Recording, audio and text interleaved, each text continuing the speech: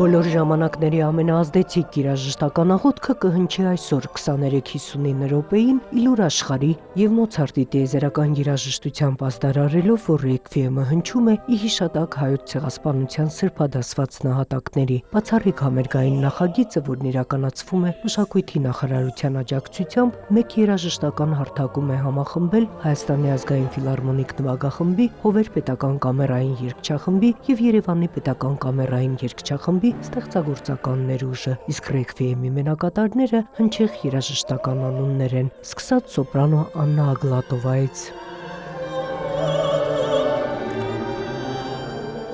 Я спела, наверное, практически все ռեկվիեմը։ Ես երգել եմ երբևէ գրված բոլոր ռեկվիեմները, բայց Մոցարտին առանձնահատուկ է, իսկ Լակրիմոզան ամբողջ աշխարհի ողբի խորհրդանիշն է, ողբի հիշատակ նահատակների ու տառապյալների, այն մաքրագործում է մեզ, իսկ ապրիլի 24-ը մի օր է, որը երբեք մոռանալ չի կարելի։ Ցանկացած մարդ, որի երակներում հայի արյուն է հոսում, այդ օրը հիշատակում է մեր սուրբ նահատակներին։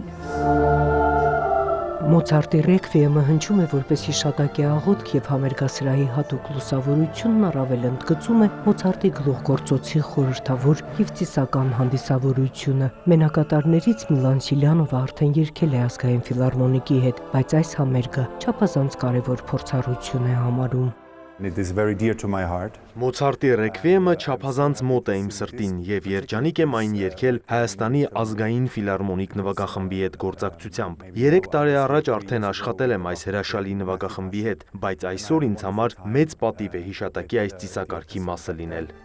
Հոգեհանգստյան այս մեսան Մոցարտի վերջին ստեղծագործությունն է, որը ստեղծվել է խորհրդավոր եւ առեղծվածային պայմաններում եւ արդեն գրեթե 2.5 դար այն համաշխարհային երաժշտարվեստի մեծագույն հուշարձաններից մեկն է, որի դրամատիզմն ու վեհությունը մարդկային հիշողության խտացումն են խորհրդանշում։ Արդեն որերորդ անգամն է ի պատիվ ինձ հնարավորություն եմ ունենում այս օրը կատարել այս ստեղծագործությունը ու գիտեք, ամեն անգամ կարծես մի նոր բան եմ գտնում այս ստեղծագործության մեջ։ Ամեն անգամ մի նոր ոգեշնչող ինչ-որ մի երևույթ։ Ու սա երկրային ստեղծագործություն չէ, հաստատ երկնքից իջած մի բան է։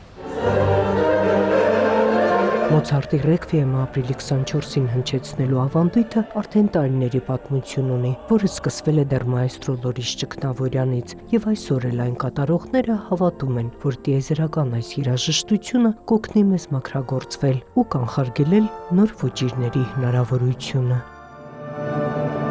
Նունե Ալեքսանյան, Աշոտ Խաչատրյան, լուրեր։